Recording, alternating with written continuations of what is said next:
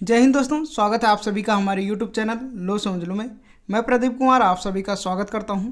तो दोस्तों, आज के इस वीडियो में हम लोग पढ़ने वाले हैं BA सेकेंड ईयर वालों के लिए, जो भी छात्र हिंदी साहित्य लिए हुए हैं। आज हम पढ़ेंगे हिंदी साहित्य का फर्स्ट पेपर। ओके, जितने भी मोस्ट इंपॉर्टेंट क्वेश्चन इस पेपर में बन सकते हैं उन सभी क्वेश्चनों को पार्ट वाइज पढ़ेंगे। दोस्तों, मैं बता दूं कि अगर आप इन सीरीज़ के सभी क्वेश्चनों को तैयार कर लेते हैं तो आप अपने एग्ज़ाम में बहुत अच्छे मार्क ला सकते हैं। ये क्वेश्चन वही क्वेश्चन है जो आपके एग्ज़ाम में कई वर्षों से लगातार पूछे जा रहे हैं। सभी आपके एग्ज़ाम की दृष्टि से मोस्ट इंपॉर्टेंट क्वेश्चन है। जो भी छात्र हमारे चैनल पर नए आए हैं वो चैनल को जरूर सब्सक्राइब कर लीजिएगा, बेल आइकन को प्रेस कर लेना, ताकि हम जितने भी वीडियो अपलोड करें उसका नोटिफिकेशन मिलता रहे और आप अपनी तैयारी को एक नई डायरेक्शन दे सकें।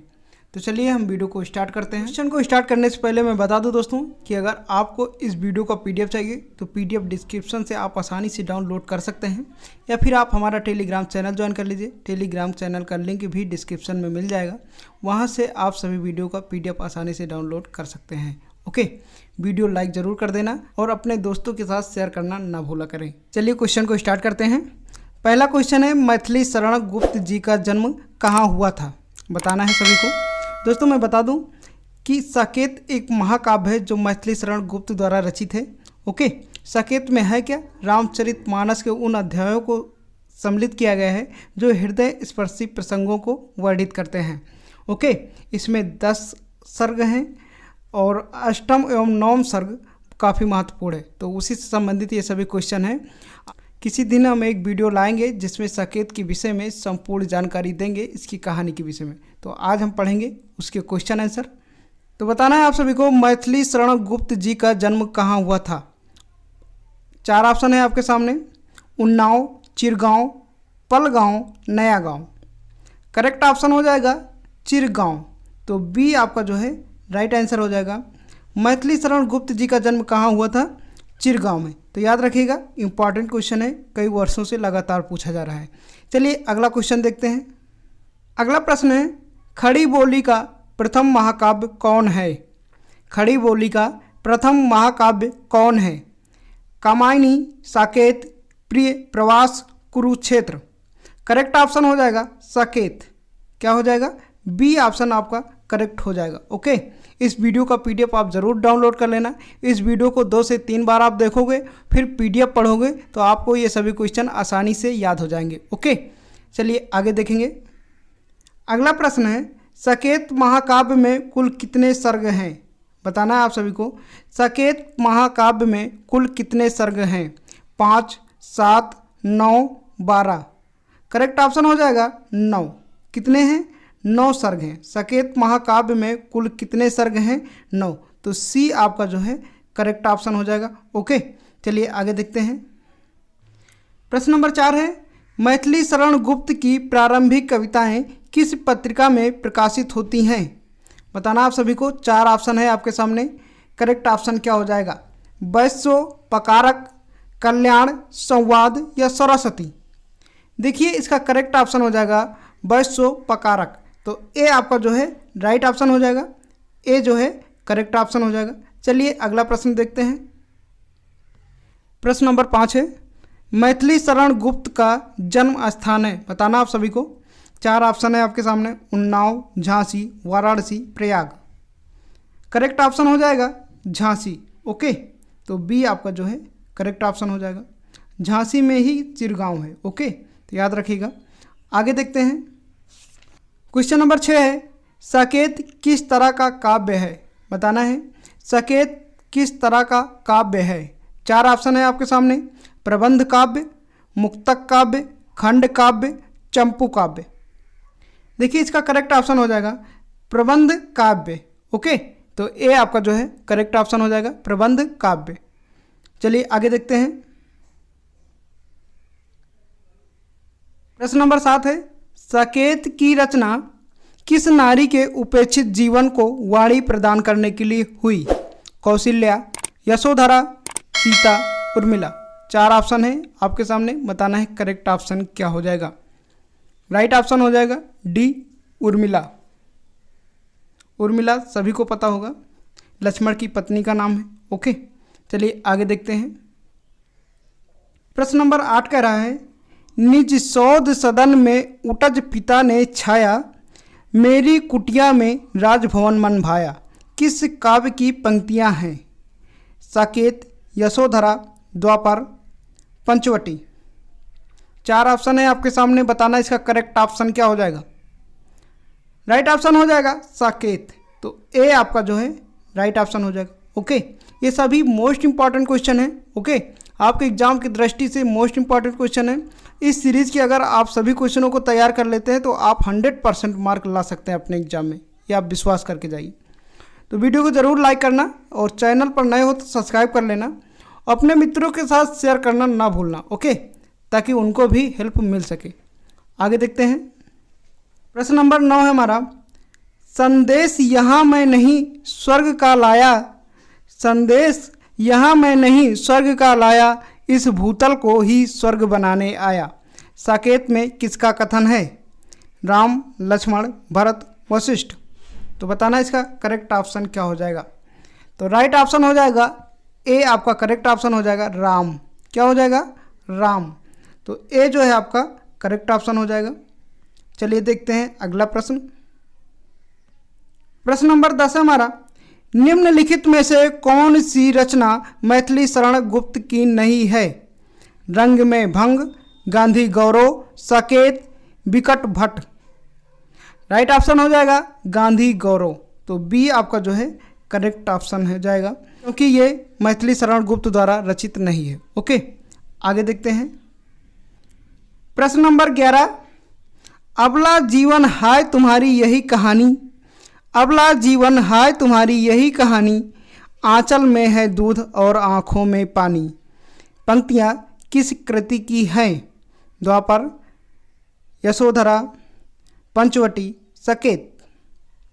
करेक्ट ऑप्शन हो जाएगा यशोधरा। तो बी ऑप्शन जो है राइट हो जाएगा। ओके, चलिए आगे देखते हैं। प्रश्न नंबर 12 है, भारत भारती के रचनाकार हैं? राम नरेश त्रिपाठी, रामधारी सिंह दिनकर, माखन लाल चतुर्वेदी, मैथिली शरण गुप्त। देखिए, भारत भारती के रचनाकार हैं मैथिली शरण गुप्त। तो डी ऑप्शन जो हो जाएगा करेक्ट हो जाएगा आपका। ओके, इंपॉर्टेंट है ये सभी क्वेश्चन, जरूर याद रखना। आगे देखते हैं। प्रश्न नंबर 13 है, सन 1886 ईस्वी किस प्रसिद्ध कवि का जन्म वर्ष है? सन 1886 ईस्वी किस प्रसिद्ध कवि का जन्म वर्ष है? श्रीधर पाठक, मैथिली शरण गुप्त, माखन लाल चतुर्वेदी, बालकृष्ण शर्मा नवीन। करेक्ट ऑप्शन हो जाएगा मैथिली शरण गुप्त। तो बी आपका जो है करेक्ट ऑप्शन हो जाएगा।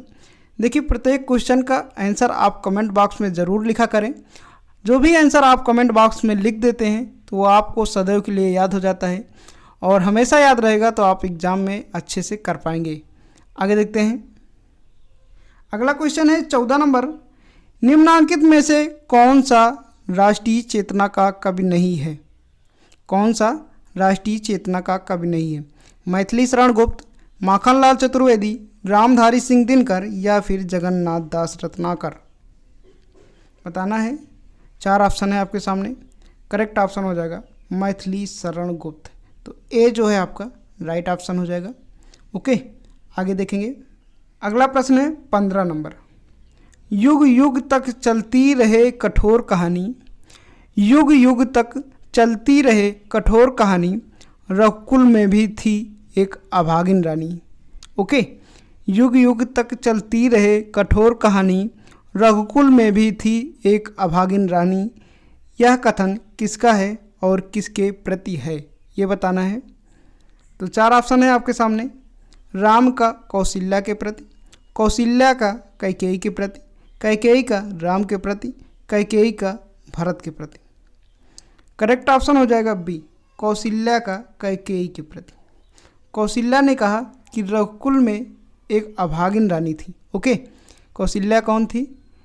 राजा दशरथ की रानी थी। ओके, और कैकेयी कौन थी? वो भी राजा दशरथ की रानी थी। 3 रानियाँ थी उनकी। ओके, तो ये कैकेयी अभागिन इसलिए कही गई जो राम को 14 वर्ष के लिए वनवास भेजा था। इन्होंने अपने वो 2 वर मांगे थे। सभी को रामायण पता होगा, राम की कहानी पता होगी, आप लोग रामायण देखते होंगे। उसी का इसमें वर्णन किया गया है साकेत में। ओके, आगे देखेंगे, बी ऑप्शन इसका करेक्ट हो जाएगा। प्रश्न नंबर 16 है, यह सच है तो फिर लौट चलो घर भैया, यह सच है तो फिर लौट चलो घर भैया, अपराधिन हूँ तात तुम्हारी मैया। कहना है, यह सच है तो फिर लौट चलो घर भैया, अपराधिन हूँ तात तुम्हारी मैया। पंक्तियों में कैकेयी का क्या है बताना है। आग्रह है, प्रार्थना है, अपराध बोध है, क्षमा याचना है।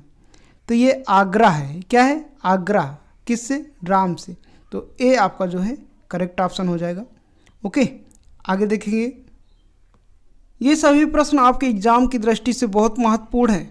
इस वीडियो को 2 से 3 बार जरूर देखना। और ये सभी इजी क्वेश्चन भी हैं, रामायण सभी को पता होगा, बहुत जल्दी याद हो जाएंगे आप लोगों को। सिर्फ आपको कंसंट्रेशन होकर 2-3 बार देखना है इस वीडियो को। ओके, क्वेश्चन नंबर 17 है, युग युग तक चलती रहे कठोर कहानी, युग युग तक चलती रहे कठोर कहानी, रकुल में भी थी एक अभागिन रानी। पंक्तियों में कैकेयी का दोषारोपण है, आरोप है, आक्रोश है, पश्चाताप और ग्लानि का भाव है। तो राइट ऑप्शन क्या हो जाएगा? पश्चाताप और ग्लानि का भाव है। तो डी आपका जो है करेक्ट ऑप्शन हो जाएगा। ओके, आगे देखेंगे। प्रश्न नंबर 18 है, निज जन्म जन्म में सुने जीव यह मेरा, निज जन्म जन्म में सुने जीव यह मेरा, धिक्कार उसे था, धिक्कार उसे था, महास्वार्थ ने भेरा। कैकेयी के इस ग्लानि भाव के द्वारा मैथिली शरण गुप्त जी क्या कहते हैं?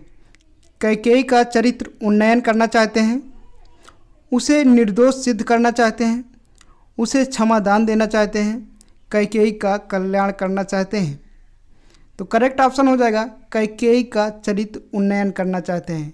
उन्नयन मतलब होता है उछालना या निकालना। ओके, तो उनके चरित्र का वर्णन करना चाहते हैं। आगे देखेंगे। अगला प्रश्न है 19 नंबर, हो जाए अवध में अवध अयोध्या अब से, हो जाए अवध में अवध अयोध्या अब से, मुख खोल नाथ कुछ बोल सकूं मैं सबसे, मुख खोल नाथ कुछ बोल सकूं मैं सबसे। साकेत में ये पंक्तियाँ किसके द्वारा कथित हैं? भरत, लक्ष्मण, शत्रुघ्न, हनुमान। राइट ऑप्शन हो जाएगा भरत। तो ए आपका जो है करेक्ट ऑप्शन हो जाएगा। ओके, आगे देखेंगे। क्वेश्चन नंबर 20 है, वन में तनिक तपस्या करके, वन में तनिक तपस्या करके बनने दो मुझको निज योग। किसने कहा? उपयुक्त पंक्तियों का वक्ता कौन है ये बताना है। भरत, मनु, लक्ष्मण, युधिष्ठिर। राइट ऑप्शन क्या हो जाएगा? भरत। तो ए आपका जो है करेक्ट ऑप्शन हो जाएगा। देखिए, जब श्री राम वन को चले जाते हैं 14 वर्ष के लिए, तो भरत जाते हैं उन्हें बुलाने के लिए, लेकिन काफ़ी प्रयास करने के बाद भी श्री राम अपने वचन से पीछे नहीं हटते हैं और वापस नहीं आते हैं। तो भरत जी क्या करते हैं कि उनका खड़ाऊँ लेकर आते हैं और वन चले जाते हैं, वहाँ तपस्या करते हैं। तो ये वहीं की कहानी है, वन में तनिक तपस्या करके बनने दो मुझको निज योग। यानी अपना जो हमारे द्वारा, हमारी माता के द्वारा कुछ ऐसी गलतियाँ हुई हैं, उसका मुझे पश्चाताप करने दो, ये भरत का कहना है। ओके, तो ए आपका करेक्ट ऑप्शन हो जाएगा भरत। चलिए आगे देखते हैं। क्वेश्चन नंबर 21 है, सीधे पग धरती न बावली, सीधे पग धरती न बावली, कोमलता के भार से भरी। सीधे पग धरती न बावली, कोमलता के भार से भरी। उपयुक्त पंक्तियाँ किसके लिए कही गई हैं? श्रद्धा, सोन जूही, ईड़ा, सरोज। करेक्ट ऑप्शन क्या हो जाएगा? आप सभी को बताना है। इसका राइट ऑप्शन क्या हो जाएगा? राइट ऑप्शन हो जाएगा बी, सोन जूही। तो बी आपका जो है करेक्ट ऑप्शन हो जाएगा। अगला है क्वेश्चन नंबर 22 है, यह सच है तो अब लौट चलो तुम घर को, यह सच है तो अब लौट चलो तुम घर को। यह पंक्ति किस पात्र ने किस काव्य में कही है ये बताना है। पहला, कौशल्या ने साकेत में, भीष्म ने कुरुक्षेत्र में, श्रद्धा ने कामनी में और कैकेयी ने साकेत में। देखिए इसका राइट ऑप्शन हो जाएगा डी, बिल्कुल करेक्ट ऑप्शन हो जाएगा, कैकेयी ने साकेत में। तो ओके, कैकेयी का कहना है। देखिए ये जब श्री राम जी वनवास चले जाते हैं तो कैकेयी भी प्रयास करती है उनको वापस करने के लिए। ओके, तो ये वहीं की कहानी है। तो डी आपका जो है करेक्ट ऑप्शन हो जाएगा। आगे देखेंगे, क्वेश्चन नंबर 23 है, मैथिली शरण गुप्त द्वारा अनुवादित कृति मेघनाथ वध मूल रूप से किस कवि की रचना है? Goldsmith, Michael Madhusudan Dutt, Omar Khayyam, Longfellow. Correct option हो जाएगा माइकल मधुसूदन दत्त। तो बी आपका जो है करेक्ट ऑप्शन हो जाएगा। ओके, याद रखिएगा। चलिए अगला प्रश्न देखेंगे। क्वेश्चन नंबर 24 है, निधि खोले दिखला रही प्रकृति निज माया, निधि खोले दिखला रही प्रकृति निज माया, मेरी कुटिया में राजभवन मन भाया। उपयुक्त पंक्तियाँ किस पात्र द्वारा कही गई हैं? सीता, द्रौपदी, उर्मिला, यशोधरा। 4 ऑप्शन है आपके सामने। करेक्ट ऑप्शन हो जाएगा सीता। ये पंक्तियाँ सीता के द्वारा कही गई हैं, तो ए ऑप्शन आपका करेक्ट हो जाएगा। ओके, आगे देखेंगे। 25 नंबर क्वेश्चन है, राष्ट्र कवि की उपाधि से निम्नलिखित में से किसे सम्मानित किया गया था? बताना है आप सभी को। राष्ट्र कवि की उपाधि से निम्नलिखित में से किसे सम्मानित किया गया था? रामधारी सिंह दिनकर, माखनलाल चतुर्वेदी, महावीर प्रसाद द्विवेदी या फिर मैथिली शरण गुप्त। तो डी आपका करेक्ट ऑप्शन हो जाएगा, मैथिली शरण गुप्त। ओके, तो डी जो है आपका राइट ऑप्शन हो जाएगा। आगे देखेंगे, साकेत की नायिका कौन है? नायिका का मतलब होता है कि ये कहानी किस पर रचित है। ओके, तो सीता, मांडवी, उर्मिला, श्रुति, कीर्ति। तो 4 ऑप्शन है आपके सामने, बताना है करेक्ट ऑप्शन क्या हो जाएगा। राइट ऑप्शन हो जाएगा उर्मिला। तो सी आपका करेक्ट ऑप्शन हो जाएगा। ओके, चलिए आगे देखेंगे। प्रश्न नंबर है 27, सैरांध्री के रचयिता का नाम बताइए। मैथिली शरण गुप्त, नरेश मेहता, बालकृष्ण शर्मा, नवीन, सूर्यकांत त्रिपाठी, निराला। करेक्ट ऑप्शन हो जाएगा मैथिली शरण गुप्त। तो सैरांध्री के रचयिता कौन है? मैथिली शरण गुप्त। तो ए आपका करेक्ट ऑप्शन हो जाएगा। ओके, आगे देखेंगे। 28 नंबर क्वेश्चन है, उनको इस सर का लक्ष्य चुनूंगा क्षण में, उनको इस सर का लक्ष्य चुनूंगा क्षण में, प्रतिरोध आपका भी नहीं सुनूंगा रण में। उपयुक्त पंक्तियाँ किसके द्वारा कही गई हैं? लक्ष्मण, भरत, मनु, अर्जुन। तो 4 ऑप्शन है, करेक्ट ऑप्शन क्या हो जाएगा? लक्ष्मण। ए आपका जो है राइट ऑप्शन हो जाएगा। ओके, चलिए आगे देखेंगे। क्वेश्चन नंबर 29 है, राम तुम्हारा चरित स्वयं ही काव्य है, राम तुम्हारा चरित स्वयं ही काव्य है, कोई कवि बन जाए सहज संभाव्य है। यह कथन किस कवि का है? निराला, सूर्यकांत त्रिपाठी, निराला, दिनकर, जयशंकर प्रसाद, मैथिली शरण गुप्त। करेक्ट ऑप्शन हो जाएगा मैथिली शरण गुप्त। तो डी ऑप्शन जो है करेक्ट हो जाएगा। ओके, एक बार मैं फिर कह रहा हूँ, पीडीएफ आप लोग ज़रूर डाउनलोड कर लेना। ओके, चलिए आगे देखेंगे। क्वेश्चन नंबर 30 है, साकेत के अष्टम सर्ग की घटनाएं किस स्थान पर घटित होती हैं? अयोध्या, प्रयाग, चित्रकूट, काशी। करेक्ट ऑप्शन हो जाएगा चित्रकूट। तो सी आपका जो है करेक्ट हो जाएगा। साकेत के अष्टम सर्ग की घटनाएं किस स्थान पर घटित होती हैं? चित्रकूट। याद रखेंगे। आगे देखेंगे। क्वेश्चन नंबर 31 है, कृष्ण चरित्र पर आधारित मैथिली शरण गुप्त की कौन सी रचना है? पंचवटी, द्वापर, विष्णुप्रिय, यशोधरा। देखिए करेक्ट ऑप्शन हो जाएगा द्वापर। तो बी आपका जो है करेक्ट ऑप्शन हो जाएगा। ओके, आगे देखेंगे। 32 नंबर क्वेश्चन है, हाँ इसी आयस के हेतु जन्म था मेरा, इसी आयस के हेतु जन्म था मेरा, अब कौन अभिशापित और आर्य वह किसका? इन पंक्तियों में किसके हृदय की पीड़ा व्यक्त हो रही है? राम, लक्ष्मण, भरत, शत्रुघ्न। करेक्ट ऑप्शन हो जाएगा भरत। तो सी आपका जो है करेक्ट हो जाएगा। आगे देखेंगे।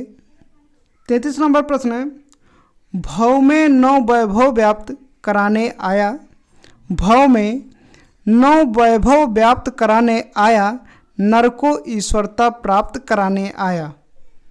भव में 9 वैभव व्याप्त कराने आया, नर को ईश्वरता प्राप्त कराने आया। इन पंक्तियों द्वारा गुप्त जी किसके आगमन के विषय में कह रहे हैं? श्री कृष्ण, श्री राम, श्री वशिष्ठ जी या भीष्म? करेक्ट ऑप्शन हो जाएगा राम। तो बी बिल्कुल करेक्ट ऑप्शन हो जाएगा। ओके, चलिए आगे देखेंगे। क्वेश्चन नंबर 34 है, समस्या पूर्ति किस युग की कविता में प्रमुखता दिखाई पड़ती है? समस्या पूर्ति किस युग की कविता में प्रमुखता दिखाई पड़ती है? भारतेंदु युग, द्विवेदी युग, छायावाद युग या प्रगतिवाद युग? करेक्ट ऑप्शन हो जाएगा भारतेंदु युग। तो ए आपका जो है करेक्ट हो जाएगा। चलिए आगे देखेंगे। प्रश्न नंबर 35 है, भारतेंदु उपाधि किस उपाधि की प्रतिक्रिया में दी गई? भारतेंदु उपाधि किस उपाधि की प्रतिक्रिया में दी गई? सुकवि, प्रेमधन, सितारे हिंद, निराला? करेक्ट ऑप्शन हो जाएगा सितारे हिंद। सी आपका जो है राइट ऑप्शन हो जाएगा। ओके, चलिए आगे देखेंगे। क्वेश्चन नंबर 36 है, गद्य और पद्य, गद्य और पद्य के एकीकरण का प्रस्ताव किसने दिया? गद्य और पद्य के एकीकरण का प्रस्ताव किसने दिया? भारतेंदु हरिश्चंद्र, रामचंद्र शुक्ल, हजारी प्रसाद द्विवेदी या महावीर प्रसाद द्विवेदी? देखिए करेक्ट ऑप्शन हो जाएगा महावीर प्रसाद द्विवेदी, यानी डी ऑप्शन जो है करेक्ट हो जाएगा। ओके, आगे देखेंगे। प्रश्न नंबर 37 है, 37 नंबर प्रश्न कह रहा, चींटी से लेकर हाथी पर्यंत पशु, भिक्षुक से लेकर राजा पर्यंत मनुष्य किस युग की कविता का विषय है? भारतेंदु युग, द्विवेदी युग, छायावाद युग या छायावादेतर युग? करेक्ट ऑप्शन हो जाएगा द्विवेदी युग। तो डी आपका बिल्कुल बी आपका बिल्कुल करेक्ट ऑप्शन हो जाएगा द्विवेदी युग। ओके, आगे देखेंगे। प्रश्न नंबर 38 है, उसमें उचित उपदेश का भी मर्म होना चाहिए, उसमें उचित उपदेश का भी मर्म होना चाहिए, यह किस युग की कविता की विशेषता है? नई कविता, प्रयोगवादी कविता, प्रगतिवादी कविता या द्विवेदी युगीन कविता? करेक्ट ऑप्शन हो जाएगा द्विवेदी युगीन कविता।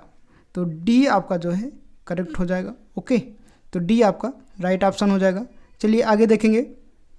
दो संस्कृतियों की समस्या है, बताना है, दो संस्कृतियों की समस्या है। 39 नंबर क्वेश्चन, भौतिक आध्यात्मिक, शैक्षिक अशैक्षिक, धार्मिक आर्थिक, राजनीतिक अराजनीतिक? करेक्ट ऑप्शन हो जाएगा भौतिक आध्यात्मिक। तो ए आपका जो है करेक्ट ऑप्शन हो जाएगा। आगे देखेंगे। प्रश्न नंबर 40, किसने अपने मन को प्रेम पथ का विघ्न बनने से रोका? गोपियाँ, सीता, उर्मिला, राधा? करेक्ट ऑप्शन हो जाएगा उर्मिला। ओके, तो सी आपका जो है करेक्ट हो जाएगा। आगे देखेंगे। 40 नंबर प्रश्न है, साकेत महाकाव्य लिखने की प्रेरणा गुप्त जी को किससे मिली? साकेत महाकाव्य लिखने की प्रेरणा गुप्त जी को किससे मिली? इजी क्वेश्चन है, बताना है फटाफट क्या हो जाएगा इसका answer. Rabindranath Tagore, Tulsidas, Keshavdas, Valmiki? Correct option हो जाएगा तुलसीदास। तो बी आपका जो है करेक्ट ऑप्शन हो जाएगा। ओके, आगे देखेंगे। 42 नंबर प्रश्न है, मैथिली शरण गुप्त की पहली पुस्तक का नाम है, ये बताना है। मैथिली शरण गुप्त की पहली पुस्तक का नाम है साकेत, रंग में भंग, भारत भारती, जयद्रथ वध? करेक्ट ऑप्शन हो जाएगा रंग में भंग। तो बी ऑप्शन जो है करेक्ट हो जाएगा। मैथिली शरण गुप्त की पहली पुस्तक का नाम क्या था? रंग में भंग। तो बी आपका बिल्कुल राइट ऑप्शन हो जाएगा। आगे देखेंगे। प्रश्न नंबर 43 है हमारा, आपकी पाठ्य पुस्तक में साकेत महाकाव्य का कौन सा सर्ग संकलित है? आपकी पाठ्य पुस्तक में साकेत महाकाव्य का कौन सा सर्ग संकलित है? एकादश, दशम, नवम, अष्टम? तो राइट ऑप्शन हो जाएगा अष्टम। तो डी आपका जो है करेक्ट ऑप्शन हो जाएगा। ओके, चलिए आगे देखेंगे।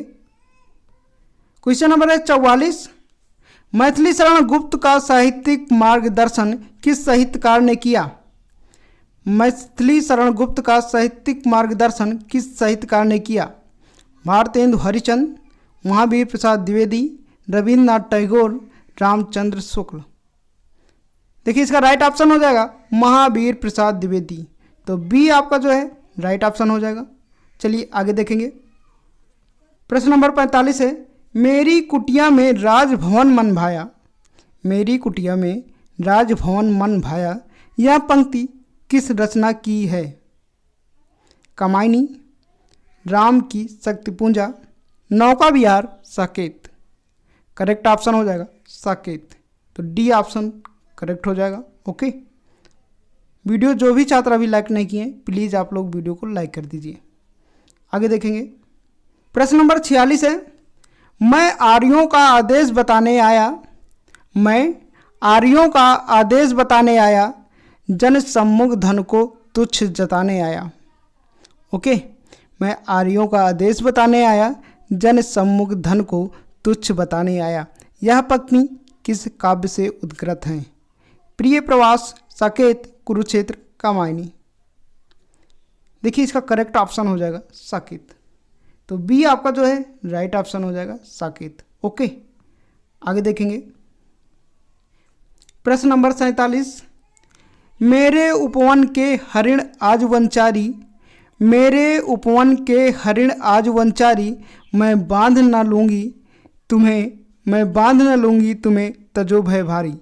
साकेत महाकाव्य में यह किसका कथन है? राम, सीता, उर्मिला, कैकेयी। करेक्ट ऑप्शन हो जाएगा उर्मिला। तो सी जो है आपका करेक्ट हो जाएगा। ओके, तो क्या है? मेरे उपवन के हरिण आज वनचारी, मैं बांध न लूँगी तुम्हें, तजो भय भारी। ओके, तो सी आपका करेक्ट ऑप्शन हो जाएगा। चलिए देखते हैं अगला प्रश्न। प्रश्न नंबर 48 है, निज हेतु बरसता नहीं व्योम का पानी। निज हेतु बरसता नहीं व्योम का पानी, हम हों समिष्ट के लिए व्यष्टि बलदानी। उपयुक्त पंक्तियाँ किसने लिखी हैं? बालकृष्ण शर्मा नवीन, मैथिली शरण गुप्त, रामधारी सिंह दिनकर या फिर माखनलाल चतुर्वेदी। देखिए इसका करेक्ट ऑप्शन हो जाएगा मैथिली शरण गुप्त। तो बी आपका बिल्कुल करेक्ट ऑप्शन हो जाएगा। ओके, मैथिली शरण गुप्त द्वारा ये पंक्तियाँ लिखी गई हैं। आगे देखते हैं।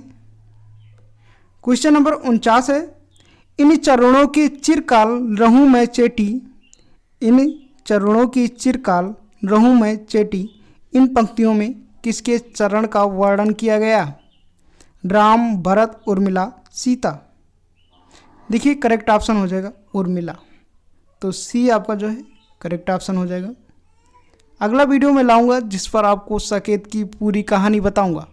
ओके, आगे देखेंगे। क्वेश्चन नंबर 50 है, उसके आशय की था मिलेगी किसको। उसके आशय की था मिलेगी किसको, जनकर ही जननी जान न पाई जिसको। जनकर ही जननी जान न पाई जिसको, उसके आशय की था मिलेगी किसको। ये पंक्तियाँ किसके संबंध में कही गई हैं? राम, लक्ष्मण, भरत, शत्रुघ्न। 4 ऑप्शन है आपके सामने, बताना इसका राइट ऑप्शन क्या हो जाएगा। करेक्ट ऑप्शन हो जाएगा सी, भरत। ओके, ये सभी पंक्तियाँ किसके पक्ष में कही गई हैं? भरत। तो दोस्तों जो भी छात्र अभी भी वीडियो को लाइक नहीं किए हैं प्लीज़ आप लोग वीडियो को लाइक कर दीजिए। बड़ी मेहनत से हम वीडियो बनाते हैं। और कैसा लगा वीडियो कमेंट बॉक्स में ज़रूर बताना। मिलते हैं नेक्स्ट पार्ट में। ओके, तब तक के लिए जय हिंद, वंदे मातरम।